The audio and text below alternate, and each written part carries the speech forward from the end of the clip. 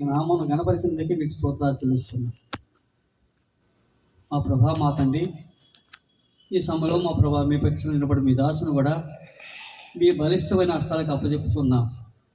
మా అందరికీ కావలసిన వర్తమానాన్ని మీ దాసును ఆత్మపూర్ణంగా చేసి మాకు అందించమని, మీ వాక్యం ద్వారా మా ప్రభు మేము స్థిరపరుచుటకు, మాలో బలహీనతను మాకు సరిచేసుకోవటకు, మా విశ్వాసంలో మేము బలపడటకు ఈ దాసుని మా ప్రభా మీరు ఒక బోరగా వాడుకోమని సంఘం ప్రార్థిస్తున్నాం.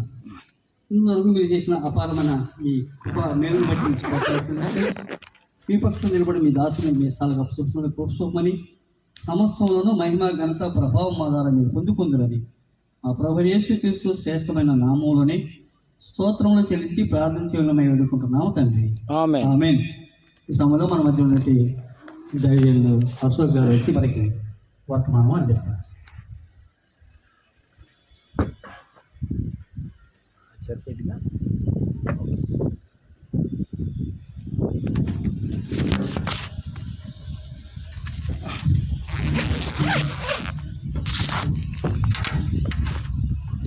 క్రీస్తునందు ప్రియమైన సహోదరులారా, ఈ రాత్రి వేళ దేవుని వాక్యమును ఆలకించడానికి చేరువచ్చిన మీ అందరికీ కూడా ప్రభు అయిన యేసుక్రీస్తు పేరిట నా ప్రేమ వందనాలు తెలియజేస్తున్నాను.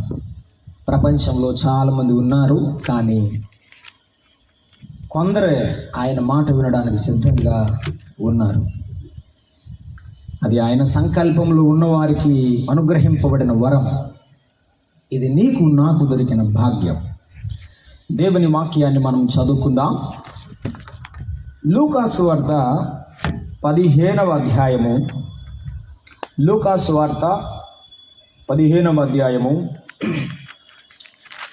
20వ వచనాన్ని చదువుకొని ప్రార్థన చేసుకుందాం. భక్తుడైన లూకా రాసిన సువార్త 15వ అధ్యాయము 20వ వచనం. వాడింకా దూరముగా ఉన్నప్పుడు తండ్రి వానిని చూచి కనికరపడి పరిగెత్తి వాని మెడ మీద పడి ముద్దు పెట్టుకొనెను. అప్పుడు ఆ కుమారుడు అతనితో, తండ్రి, నేను పరలోకమునకు విరోధముగాను నీ ఎదుట పాపము చేసి తిని, ఇక మీదట నీ కుమారుడు నన్ను అనిపించుకున్నట్టుకు యోగ్యుడను కాను అనెను. అయితే తండ్రి తన దాసులను చూసి ప్రశస్త వస్త్రము త్వరగా తెచ్చి వీనికి కట్టి వీని చేతికి ఉంగరము పెట్టి పాదములకు చెప్పులు తొడిగించుడు, కురవైన దూడను తెచ్చి వధించుడు, మనము తిని సంతోషపడదము. ఈయన కుమారుడు చనిపోయి మరలా బ్రతికెను, తప్పిపోయి దొరికెనని చెప్పాను. అంతటా వారు సంతోషపడ సాగిరి. 32వ వచనం. ఈ నీ తమ్ముడు చనిపోయి తిరిగి బ్రతికెను, తప్పిపోయిన దొరికెనని అతనితో చెప్పాను. ప్రార్థన చేద్దాం. ప్రేమగల తండ్రి, కరుణగల ప్రభువా, మీకు స్తోత్రములు చెల్లిస్తున్నాం. మొదటి దినపు ఉదయకాలపు మధ్యాహ్న కాల వేళ మీ సందేశాలు మాకు అందించినందుకు స్తోత్రం. మిమ్మల్ని వెంబడించిన మీ దాసుల జీవితాలు మేము ఆలోచిస్తూ మమ్మల్ని మేము ఈ వాక్యపు అద్దములో చూసుకోవడానికి ఇచ్చిన మీ కృపకు స్తోత్రములు. ఈ రాత్రి వేళ చదువుకున్న వాక్య భాగమును దీవించండి. మా అందరి కొరకు మీరు పంచిపెట్టుమని మీ సన్నిధిలో మరీ ప్రాధేయపడుతున్నాం. నాయనా, ఇంకా మీకు దూరంగా ఉన్నవారెవరో, రాలేక హృదయంలో కొట్టుమిట్టాడుతున్న వారెవరో ఈ రాత్రి మీరు పిలవండి. ప్రతి మనసును మీరు తాకండి. మీ నామమునకు మహిమ తెచ్చుకోమని, అన్నిటిలో మా ప్రభువైన యేసును ప్రత్యక్షపరచి ఘనపరచుమని, పాపికి రక్షణ కలిగించమని మా ప్రభువైన యేసుక్రీస్తు పేరిట ప్రార్థన చేయుచున్నాము తండ్రి. ఆమేన్. ప్రభువునందు ప్రియమైన సహోదరులారా, మనము ఉదయకాలం నుండి ఇప్పటి వరకు the followers of Jesus and the coworkers of Paul అనే ఒక అంశంలో నుండి యేసుక్రీస్తు ప్రభువును అనుసరించిన యేసు అనుచరులు, పౌలు జతపనివారు అనే అంశంలో భాగంగా లూకా భక్తుని గురించి, వైద్యుడైన లూకాని మనం ఉదయకాలం ధ్యానం చేశాం. ఆ తరువాత జ్ఞానము కలిగిన లూకా అని మనం ధ్యానం చేయగలిగాం. వైద్యుడుగా దేవునికి ఇష్టడుగా బ్రతికాడు. మన జీవితం ఎప్పుడైనా మన వృత్తిలో అనేకులకు ఇష్టంగా ప్రభు అయిన యేసుక్రీస్తు సన్నిధిలో ఆయన ప్రియమైన పిల్లలంగా, మన ప్రభు ఎలాగైతే ప్రియమైన కుమారుడిగా ఈ లోకంలో ఎదిగాడో మనం కూడా ఆయన మనసుని ఎరిగి, ఆయన చిత్తాన్ని ఎరిగి కష్టమైన మనం ప్రభు కొరకు అప్పగించుకోవాలని, ఫిలిప్పులో కొట్టబడిన, కొరింథీలో తిట్టబడిన, తెసలోనికలో ఉన్న పేదవారిని ఆదరించడానికి ముందుకు వెళ్ళిన, ఏ పరిస్థితులైనా ప్రభువు కొరకు అప్పగించుకున్న హృదయం లోక గుండె. నీ గుండె చప్పుడు అలా అయితే నీవు దేవుని కొరకు వాడగలబడు. కానీ ఉదయకాలం మనం చూడగలిగాం. నీ చదువు, నీ జ్ఞానం, నీ ఉన్నతమైన స్థితి దేవునికి ఉపయోగపడాలని దానియేలు వలె, యోసేపు వలె ప్రభువు కొరకు మనం వాడబొచ్చు. ఆయన హృదయంలో స్థానాన్ని సంపాదించడానికి కనుక మన జ్ఞానాన్ని వెచ్చించడం, తన జ్ఞానాన్ని ఉపయోగించి వాక్యాన్ని తరచి లోకార్ సువార్తను, అపోస్తుల కార్యముల గ్రంథాన్ని రాయడానికి ప్రభు వాక్యాన్ని భద్రం చేశాడు అని, ఈనాడు మనకు అప్పగింపబడిన దాన్ని మనం కాపాడాలని, తిమోతికి అప్పగించిన బోధ విషయంలో తిమోతి ఎలా ఉన్నాడో మనం ఎలాగున్న ప్రభు సన్నిధిలో ఉండాలో మన జ్ఞాపకం చేయబడ్డాం. అదే లూకా సువార్త రాసినటువంటి లూకా భక్తుల గురించి మనం ధ్యానం చేస్తున్నాం. ఆ లూకా భక్తుడు లూకా సువార్తలో ప్రభు యొక్క కృపను గురించి రాశాడు. ప్రభు యొక్క కృపను గురించి రాశాడు. మానవుని యొక్క పశ్చాత్తాపాన్ని గురించి రాశాడు. 5వ అధ్యాయంలో కుష్ఠరోగిని గురించి రాశాడు. అదే 5వ అధ్యాయంలో మనం చదువుకుంటే పక్షవాయువు గల వారి గురించి రాశాడు. ఆ తర్వాత లూకా సువార్త 5వ అధ్యాయంలో ఆఖరి భాగంలో లేవి అను సుంకపు గుత్తదారుని గురించి రాశాడు. ఆ తర్వాత 7వ అధ్యాయంలో పాపాత్మురాలైన స్త్రీని గురించి రాశాడు. ఆ తర్వాత అతడు 15వ అధ్యాయంలో తప్పిపోయిన కుమారుని గురించి రాశాడు. అందరి చేత వెలివేయబడినటువంటి, అందరి చేత తృణీకరింపబడినటువంటి కుష్ఠరోగి కూడా ప్రభువుకి ఇష్టడయ్యాడు.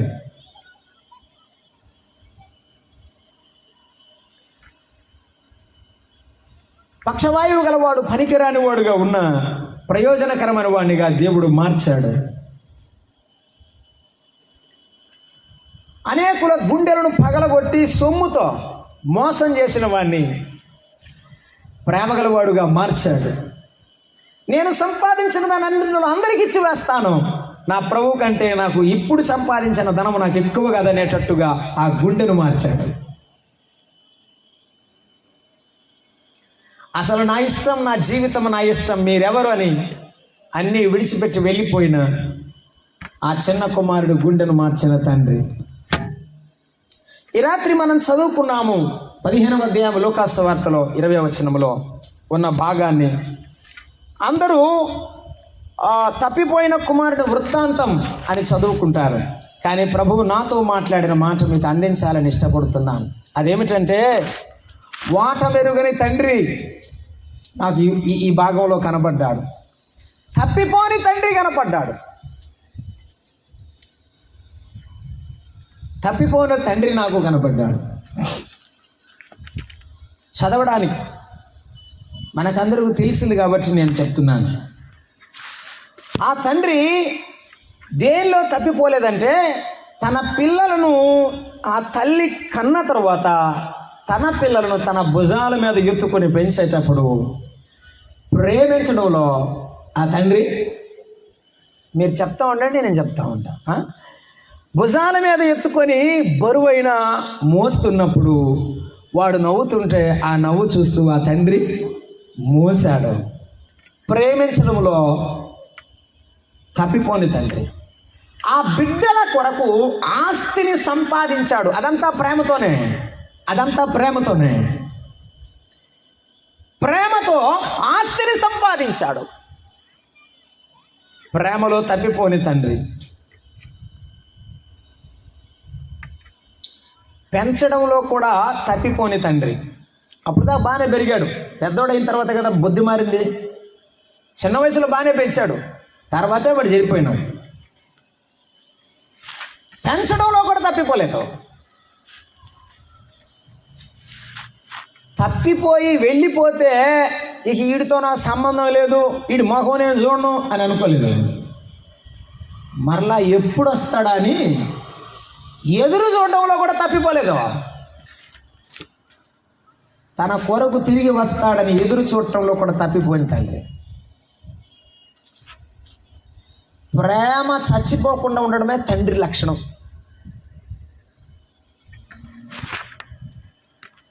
సరే, ఎట్టొచ్చాడు కొడుకు? బట్టలు మాసిపోయి ఏమీ లేక తిరిగి వచ్చాడు.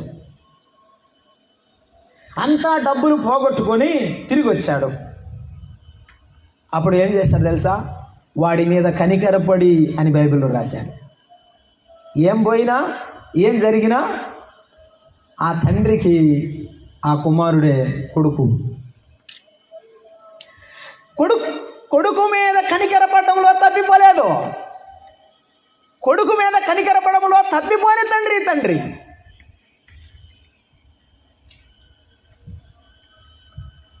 వస్తే అంతా పోగొట్టావు కదా, ఏదో ఎట్టగట్ట పడుండ్రా, ఓ సొక్కా ఇస్తాను, వేసుకొని ఆ మూలన పడుండు, కూలోడుగా ఉండు అని చెప్పలేదు ఆయన. మరలా ప్రశస్త వస్త్రం తండ్రి, నా కొడుకు స్థానం నా కొడుకుదే, నా స్థానం నా కొడుకుదే అని తిరిగి ఇచ్చాడు. ఈ విషయాలు ఈ రాత్రి వేళ మనం ధ్యానం చేయబోతున్నాం. మొదటి మాటను మనం చూస్తున్నాం. ఈ ఎదురు చూసే తండ్రి ఎవరి కోసం ఎదురు చూస్తున్నాడు? బైబిల్ గ్రంథంలో చూద్దాం రండి.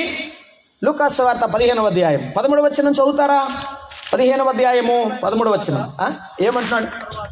కొన్ని దినములైన తరువాత ఆ చిన్న కుమారుడు సమస్తమును కూర్చుకొని నా తండ్రికి నాకు అక్కర్లేదని దూరదేశానికి పోయిన కుమారుడి కొరకు ఎదురు చూస్తున్నాడు.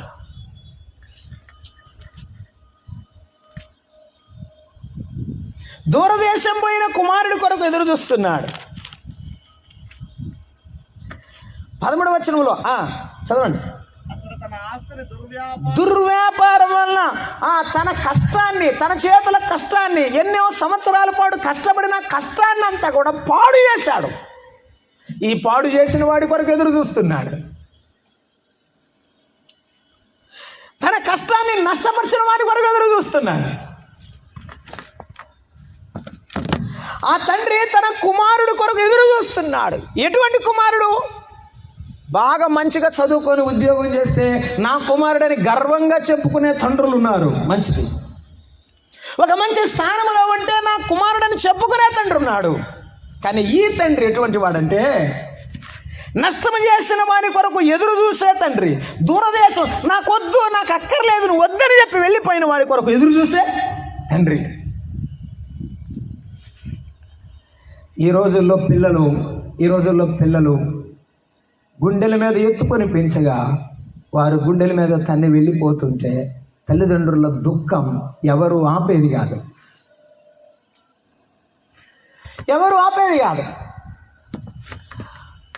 అలాగున ఆ తండ్రి తన బిడ్డ దూరం అవుతుండే పెంచిన తండ్రి వదిలిపెట్టుకోలేడు కదండి.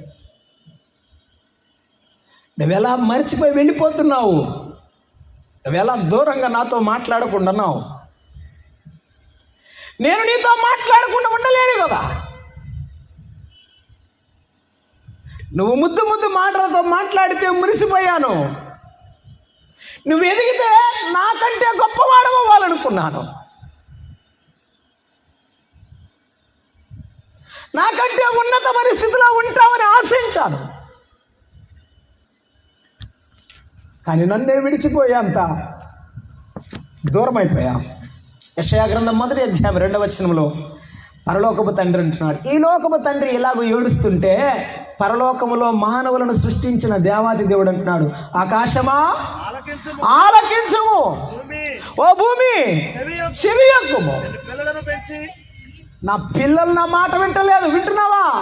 ఆకాశమా విను, ఓ భూమి నీవు విను, నీవే సాక్ష్యం. నా పిల్లలను గొప్పవారినిగా పెంచాను, ఏ లోటు లేదు,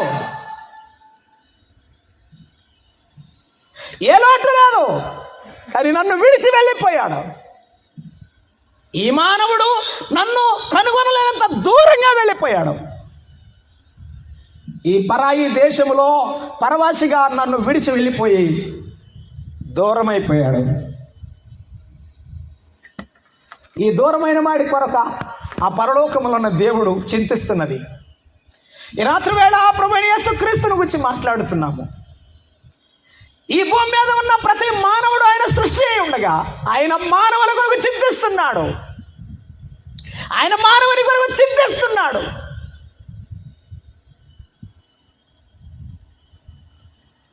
చింతించుచున్నానురా ఓ నరుడా, నిన్ను సృష్టించినందుకురా సంతోషమే లేదా ఏరో నరుడా, సంతాపముందేనురా నిన్ను గూర్చి సంతాపముందేనురా. తాగుబోతు దొంగ వ్యభిచారివైనావు, పాపంబులతో నిండి పాడైపోయావు.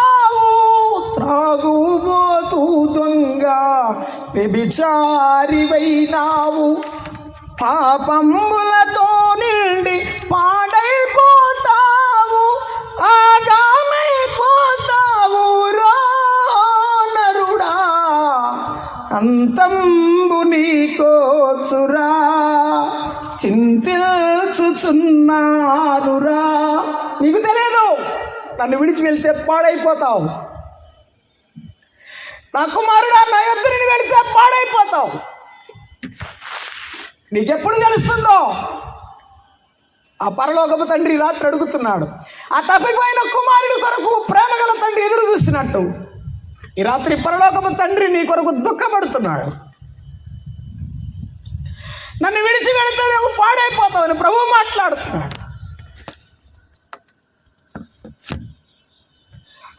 ఆ తండ్రి ఎంత ఏడ్చినా ఉన్నాడో వాడు? ఏమో ఉన్నాడా? వెళ్ళిపోయాడు. తండ్రి ప్రేమ కనపడలేదు. తండ్రి ప్రేమ కనపడలేదు. ఈ ఓట మెరుగని ప్రేమ, ఈ ఓట మెరుగని ప్రేమ పారిపోయిన తర్వాత కూడా అలా దారిని వెళుతున్నాడండి తండ్రి. ఏమంటాడు తెలుసా? రోడ్డు పక్కన వెళ్ళేవాడు, ఈయన పిచ్చి కాకపోతే వాడేమైనా పెద్ద ఏమన్నా పట్టా చేయడానికో కలెక్టర్ దాదానికి పోయాడా? ఉన్నదంతా పాడు చేసిపోతే నా కొడుకు అంటాడు ఈయన అని ఊళ్ళో వాళ్ళందరూ ఏమంటున్నారు? ఆ తండ్రిని నిందిస్తున్నారు. ఏమని? నిందిస్తున్నారు. సాతాను కూడా యేసయ్యను ఎగతాళి చేస్తున్నాడు. నీ సృష్టిని నేనేం చేశానో చూడని ఎగతాళి చేస్తున్నాడు. నీ పిల్లల్ని నేనేం చేశానో చూడని ఎగతాళి చేస్తున్నాడు. నీ పిల్లలు ఎలా అయిపోయారో చూడ ఎగతాళి చేస్తున్నాడు. ఆయన కష్టమును నష్టం చేసిన మర్చిపోడు. నీవు మరిచి దూరంగా వెళ్ళిన మర్చిపోలేదు. నీవు దుర్వ్యాపారములో పడి ఆ వ్యాపారంలోనే నీవు నష్టపోతూ కళ్ళు తెరవలేదని కూడా దేవునికి తెలుసు. అయినా ఈ రాత్రి ప్రేమించి మాట్లాడుతున్నాడు. విను, ఈ రాత్రి నీ మీద ఆయన ప్రేమ కుమ్మరిస్తున్నాడు. చూడు,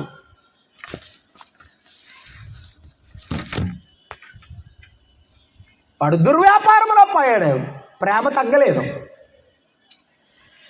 పాడైపోయాడు, ప్రేమ తగ్గలేదు. మరట అక్కడే చదువుకున్నామంటే నాకు టైం లేదు, అందుకని నాకు ఇవ్వబడిన సమయం చాలా కొద్ది సమయం. అంతా అయిపోయినాకంటే స్నేహితులందరూ వెళ్ళిపోయారంట. ఏమంటే నేను మరలా చెప్తున్నాను, గుర్తుపెట్టుకో, ఇది నీకైనా నాకైనా అందరికీ వర్తిస్తుంది. ఎవరు వెళ్ళిపోయినా తండ్రి వెళ్ళిపోడు, తల్లి వెళ్ళిపోదు. గుర్తుపెట్టుకో. ఎందుకు తల్లిదండ్రులు అంటే అంత కోపం నాకు తెలియదు. ప్రార్థన చేసేటప్పుడు కనీసం గుర్తుకురారేమో నాకు తెలీదు. వాళ్ళు కోపం ఉన్న పలకరించాలి నువ్వు. వాడు ఒంటరిగా మిగిలిపోయాడు. మిగిలిపోయినప్పుడు ఒక విషయం గుర్తొచ్చింది. ఏంటి తెలుసా? ఆ ఆహారం లేక ఆ పందులు పట్టులు ఉన్నటువంటి యజమాని దగ్గరికి వెళ్ళి, అయ్యా నీ పందులు కాస్త నాకు అన్నం పెట్టంటే, సరే పో కాయి అన్నాడు. అక్కడికి వెళ్ళి, నేను ఆహారం పెట్టలేను, పందులు పట్టు అన్న తిను అన్నట్టుగా పంపించినాడు. ఆడికి వెళ్తే పందులు గబగబా తినేసాయి, పొట్టు కూడా మిగలలేదు. ఆహారం లేక అలమటించేటప్పుడు గుర్తొచ్చింది, ఎందుకు నా తండ్రి నన్ను కాలు కింద పెట్టకుండా పెంచాడు, పని వాళ్ళకు కూడా మంచి అన్నం పెట్టాడు నా తండ్రి, అట్లాంటి తండ్రిని నేను పోగొట్టుకున్నాను అని గుర్తుపెట్టుకున్నాడు. ఈ రాత్రి ఈ కష్టంలోనైనా, ఈ బాధలోనైనా, ఈ శ్రమలోనైనా నిన్ను ప్రేమించే యేసయ్యను గుర్తుపెట్టుకో. ఆహారం లేక ధైర్యమైన స్థితిలో ఉన్న కుమారుడు కొరకు ఎదురు చూస్తున్నాడు ఆయన. అసలు ఇట్లాంటి కొడుకుని ప్రేమించవచ్చా? చెప్పరేమ్మా, ఇట్లాంటి కొడుకుని ప్రేమించవచ్చా? ఈ లోకంలో వాళ్ళు ఎవరు ప్రేమించరు, కానీ పరమందున్న యేసయ్య నిన్ను ప్రేమిస్తున్నాడు. ఆడు నా కొడుకే కాదు, నాకు అక్కర్లేదనేవారు ఉన్నారు భూమి మీద. వానికి నాకు సంబంధం లేదని చెప్పేవారు ఉన్నారు. అసలు వారి ముఖమే చూడని అనేవారు ఉన్నారు. నేను ఎరుగుదును. కానీ యేసయ్య అంటాడు, నేను అందరి తండ్రుల వంటి వాడి తండ్రిని కాను, నా చేతులతో నేను నిన్ను చెక్కి ఉన్నాను. యెషయా గ్రంథములో 49వ అధ్యాయం 16వ వచనం, 49వ అధ్యాయం 16వ వచనం, చూడుము నా అరచేతుల మీద నిన్ను చెక్కి ఉన్నాను, నా అరచేతుల నేను చెక్కి ఉన్నాను, నా ఎడమ చేయి సహా నిన్ను మరచిపోలేదు. తల్లి అయినా మరచునేమో, నేను మరువాను నిన్ను, నేను మరువాను. నా చేతులలో చెక్కియుంటిని నిన్ను, చెక్కియుంటిని. తల్లి అయినా మరచునేమో, నేను మరువాను నిన్ను, నేను మరువాను. మంచు వీడిపోవు నాట్లు, మబ్బు తొలగునాట్లుగా,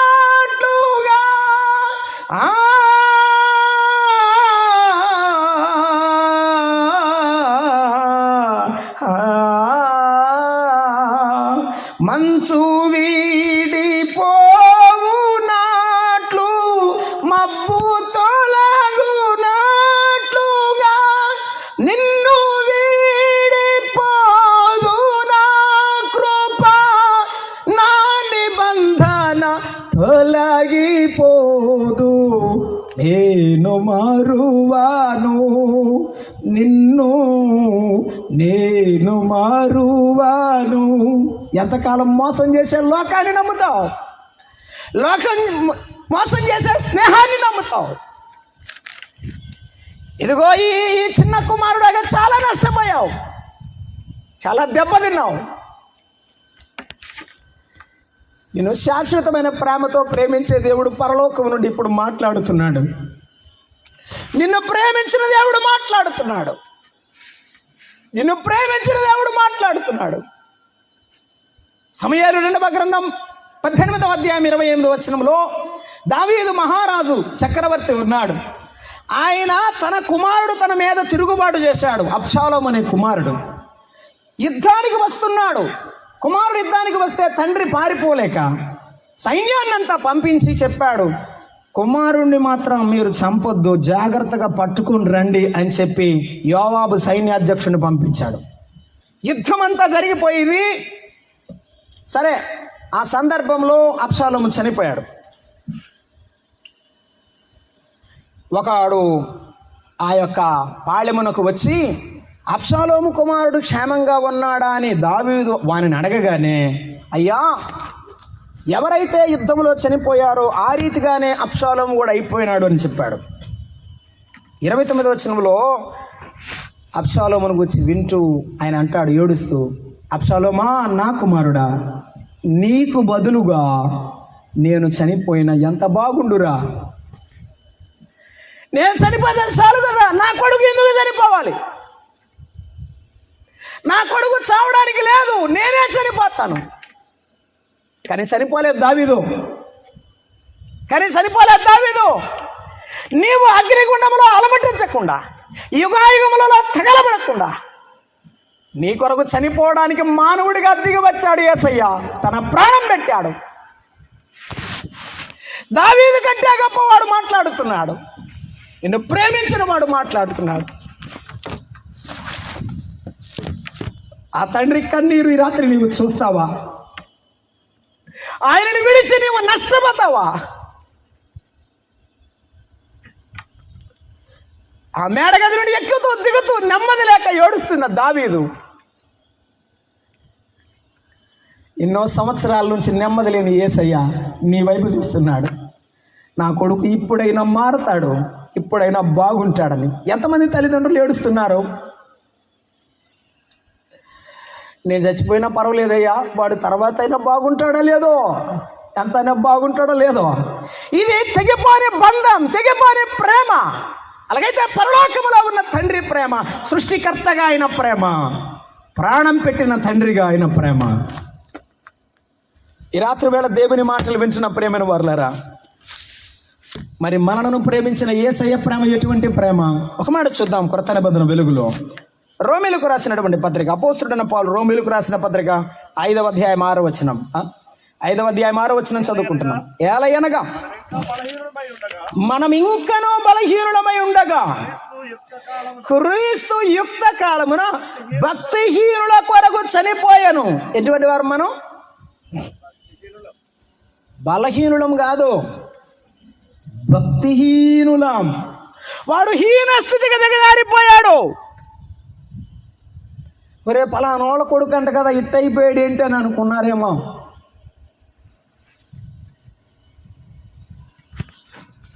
ఈ రాత్రి నిన్ను నీ దీనస్థితిని చూసి యేసయ్య మాట్లాడుతున్నాడు. ఆ చిన్న కుమారుడు తిరిగి వచ్చినట్టు నువ్వు వస్తావా? ఆ తప్పిపోని దేవుని ప్రేమను నీవు పొందుతావా?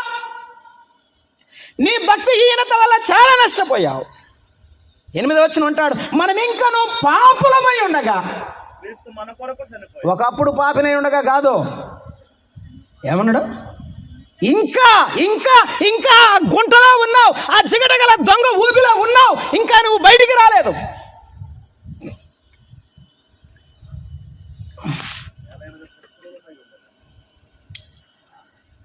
ఒక యవనస్తుడు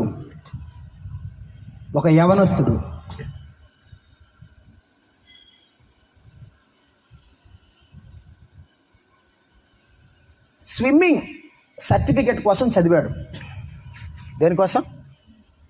ఆమె ఈత వేయడం అనేది నేర్చుకోవడం అన్నమాట. ఇప్పుడు ఒలింపిక్స్లో పెద్ద గోల్డ్ మెడల్ కూడా ఇస్తారు దానికోసం ఆయన చదివాడు. ఒక డిగ్రీ చేశాడు దాంట్లో. యూనివర్సిటీకి వెళ్ళాడు, పుస్తకాలు ఇచ్చారు.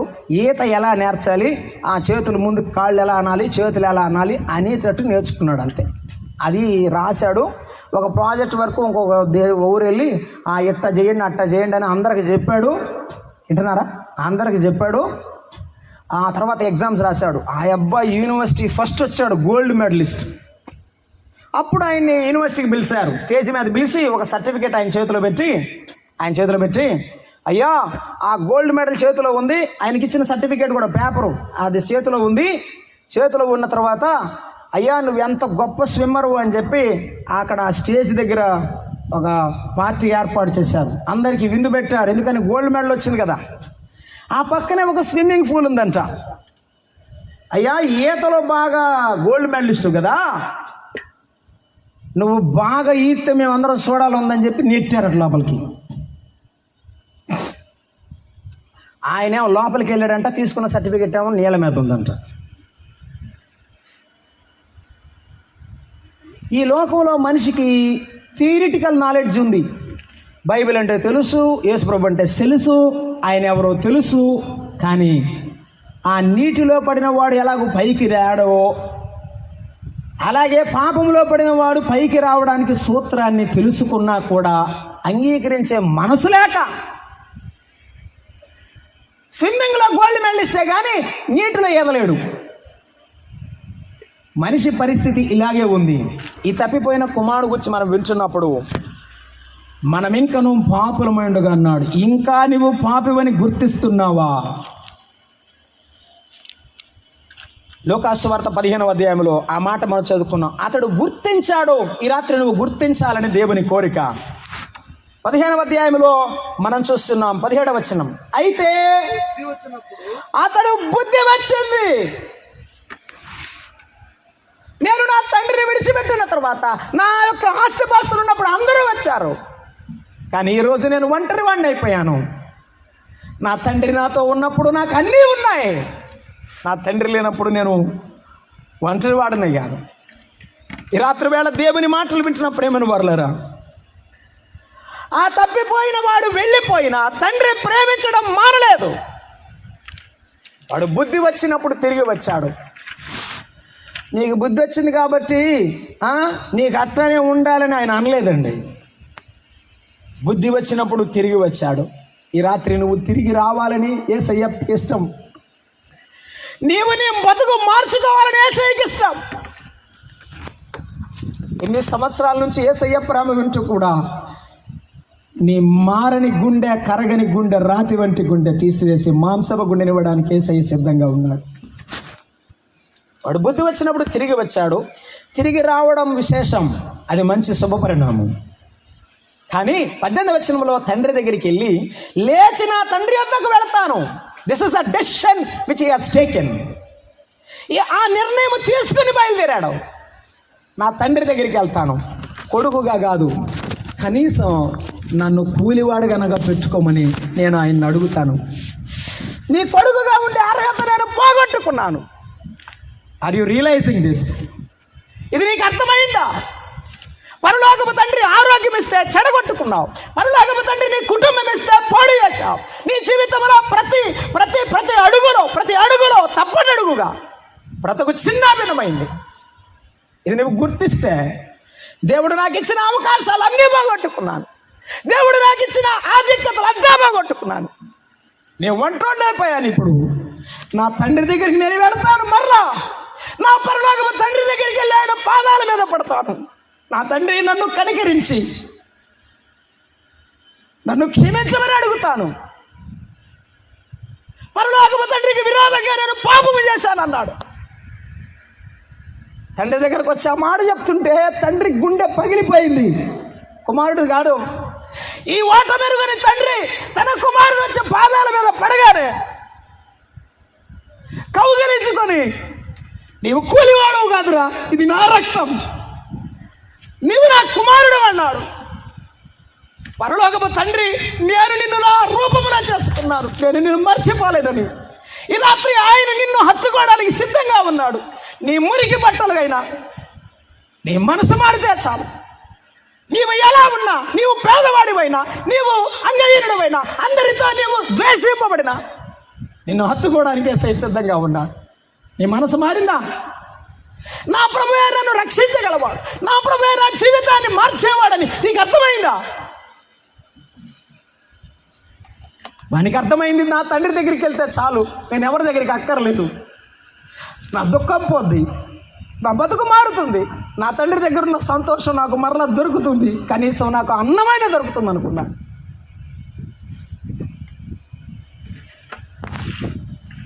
ఈ రాత్రి సిలువబడిన యేసుక్రీస్తుని మేము ప్రకటిస్తున్నాం.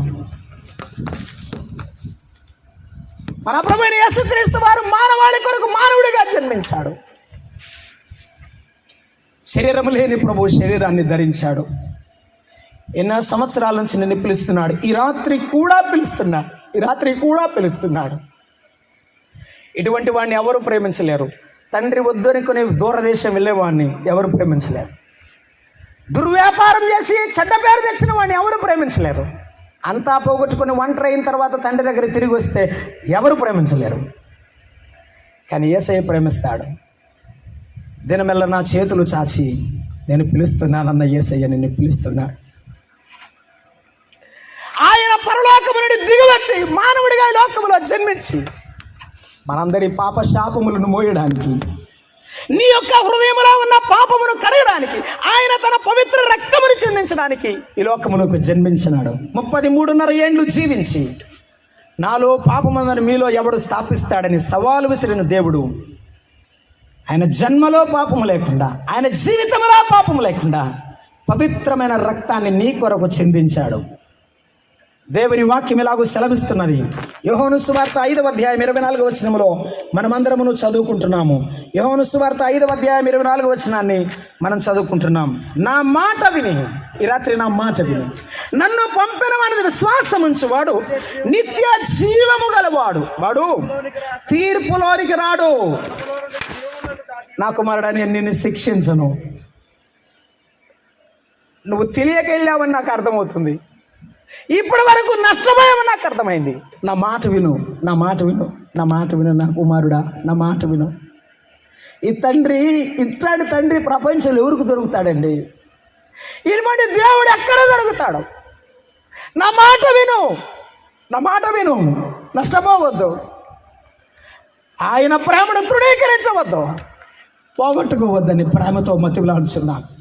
ఆ దేవాతి దేవుడు మన పాపాన్ని కడిగి వేయడానికి సిలువకు అప్పగించుకున్నప్పుడు, ఆ కొడాలతో కొట్టబడుచుండగా ఆయన రక్తసిక్తమైన పాదములతో ముందుకు వెళుతున్నప్పుడు పేతురు భక్తుడు రాస్తున్నాడు, మన పాపములను మ్రాను మీద ఆ మోసేటప్పుడు ప్రతి కొరడా దెబ్బ నా బిడ్డల కోసమే అని భరించాడు ఆయన. యెషయా భక్తుడు రాశాడు, వదకు సిద్ధమైన గొర్రె వలె, గొర్రె ఎలా మౌనంగా ఉంటుందో అలాగున శిరస్సు వంచిన వాడు, ఏ వ్యక్తి ఎదుట తల వంచని వాడు మన పరమ తండ్రి అందరి ఎదుట తల వంచుకున్నాడు ముద్దాయిలాగా. ఎందుకో తెలుసా? నిన్ను ప్రేమించి ఆ ప్రధాన యాజకుల దగ్గర నిలబడ్డాడు. ఎవరి ఆయన ఎదుట నిలబడాలి కానీ ఆయన ఎవరి దగ్గర నిలబడేవాడు కాదు. నిన్ను ప్రేమించి పిలాతు ఎదుట, హేరోదు ఎదుట పాపము లేనివాడు పాపిగా ఎంచబడ్డాడు. మన కొరకు కలువరి సిలువలో తల వంచి తన ప్రాణాన్ని అప్పగించాడు, శిరస్సు వంచాడు. ఈరోజు ఇంకా నీవు పాపములా బతుకుతూ నీ సృష్టికర్తను నిందిస్తున్నావు, ఆయనకి ఇంకా తలవంపులు వేస్తున్నావు. ఈ రాత్రైనా నీ బ్రతుకు మార్చుకుంటావని ప్రభువు మాట్లాడుతున్నాడు. ఈ రాత్రైనా ఆయన యందు విశ్వాసం ఉంచుతావని ప్రభు మాట్లాడుతున్నాడు. ఆ రక్తశక్తమైన పాదములతో ఆ కలువరి శిలువ వైపు ప్రభువారు ఆ కొండ వైపు వెళ్ళినప్పుడు, ఆయనను పరుండబెట్టి మేకులతో కొడుతున్నప్పుడు ఎంతో ఘోరమైన బాధ. నేను ఒక విషయాన్ని గుర్తు చేస్తాను. ప్యాషన్ ఆఫ్ ద క్రైస్ట్ అనే ఒకటి సినిమా ఒకటి తీశారు. యేసు ప్రభు వారి శిలువ శ్రమను కూర్చున్న సినిమా. జేమ్స్ క్యావిజిల్ అనేటువంటి ఒక ఆయన యేసు ప్రభువుగా నటించాడు ఆ సినిమాలో. గడ్డం అలానే సేమ్ యేసు ప్రభులా ఉన్నాడని జనమందరూ చెప్పుకుంటూ ఉన్నారు. కొరడాలు కొట్టే సందర్భంలో ఒక ఆర్టిఫిషియల్ స్కిన్ అంటారు చూడండి, రబ్బర్తో చేసిన స్కిన్ ఇచ్చారు ఆయనకి. మునుకోలల వంటి కొరడాలు ఉండాలి. కొట్టిన తర్వాత లాగి తెచ్చి నాగేటి చలవలే దున్నబడినట్టుగా వాక్యం నెరవేర్చబడాలి కాబట్టి అలాగూ పెట్టారు. ఒక సైనికుడు బలంగా కొట్టాడు. కొట్టి లాగిన వెంటనే ఎక్కడో ఒక చిన్న సార గీసుకుందనమాట ఒంటి మీద. పెద్దగా వారి కేక వేశాడు. బయటకు వచ్చి ఎంతో ఘోరమైన దెబ్బలివి, ఆ యేసయ్య ఎలా భరించాడు అని యేసు ప్రభువు నమ్ముకున్నాడు. ఆ యేసు ప్రభువుని నమ్ముకున్నాడు. ఈ రాత్రి సిలువలో వేలాడుతున్న ప్రభువుని చూస్తే, నీ కొరకు సిలువలతో మేకులతో కొట్టబడిన ప్రభువుని చూస్తే నీ జీవితం మార్చబడుతుంది. అయినా నా కొరకు నీ ప్రాణం అర్పించావా? నా కొరకు నీవు ప్రాణమును ధారపోసావా? ఈ రాత్రి నా జీవితం నలిగిపోయింది. నా బ్రతుకు ఆరిపోయేలా ఉంది. నేను వెలిగిస్తావా? నా జీవితం నీ చేతిలో పెడతా. నా బ్రతుకుని నీకు అప్పగించుకుంటా. ఆ కుమారుడు వచ్చి కౌగిలించుకున్నట్టు, ఆ కుమారుడు తిరిగి వచ్చి ఆ తండ్రి మీద పడి ఏడ్చినట్టు ఈ రాత్రి ఎక్కి ఏడుస్తావా? నీ బ్రతుకు మార్చబడినట్టుగా నీవు మారు మనసు పొందుతావా? అలాగైతే ప్రభు దగ్గరకు రా, ఆయన సిలువ దగ్గరకు రా, ఆయన పాదాల మీద పడి తండ్రి నేను పాపము చేశానని ఒప్పుకో. ఆ తండ్రి నిన్ను కౌగిలించుకుంటాడు. మన పాపములను బట్టి మనకు ప్రతీకారము చేయలేదు, మన దోషములను బట్టి ఆయన మనకు ప్రతిఫలము ఇవ్వలేదని కీర్తనల గ్రంథము 103వ కీర్తన 10వ వచనం రాయబడి ఉన్నది. కనుక మరొక సందేశం నీవు వింటూ ఉండగా, అమ్మా ఇక్కడ నుండి నువ్వు దాటిపోవద్దు, మారు మనసు పొంది ఇక్కడి నుంచి వెళ్ళాలని నా ప్రియమైన తల్లిదండ్రులుగా, సహోదరులుగా, సహోదరులుగా ప్రేమతో నేను మనవి చేస్తున్నాను. తలలు వంచండి, ప్రార్థన చేసుకుందాం. తలలు వంచండి, ప్రార్థన చేసుకుందాం. అమ్మాయ్యా, మహిమగల దేవుడు నీతో మాట్లాడి ఉన్నాడు. ఈ సమయం పోతే మరలా రాదేమో ఆలోచన చేసుకో. ప్రేమగల తండ్రి, దయాళుడా, మీకు వందనములు, స్తోత్రములు. మీరు తాకిన ప్రతి మాటను బట్టి మీకు వందనాలు, ప్రతి గుండెను బట్టి మీకు స్తోత్రములు. మీ దీనదాసుని నిలిచి మీ వర్తమానం అందిస్తుండగా రెండంతల ఆత్మతో బలపరచమని, మీ సంకల్పములో ఉన్న వారిని ఆకర్షించమని యేసుక్రీస్తు నామమున ప్రార్థన చేయుచున్నాము తండ్రి, ఆమేన్. అందరికీ ప్రేమ ఉన్నా. ఈ సమయంలో మరి చక్కటి సువర్తమానం ఉన్నారు. ఇంకా ఎవరైనా యేసు ప్రభుత్వం హృదయం ఇవ్వకుండా ఇంకా కాకుండా జీవిస్తుంటే అప్పుడు ఫలితం అగ్నిగుండంలో ఎరిగి అగ్నిగుండంలో నశించుట దేవునికి ఇష్టం లేదు. రాత్రి కూడా సువార్తమానం ద్వారా మీతో దేవుడు మాట్లాడుతుండగా రెండో వర్తమానం అయిన తర్వాత ఎవరైనా తీర్మానం చేసుకోవాలంటే దయచేసి ముందుకు వస్తే అనుకున్నారు ఎలాగ తీర్మానం చేయాలో వాటి ద్వారా మీకు తెలియ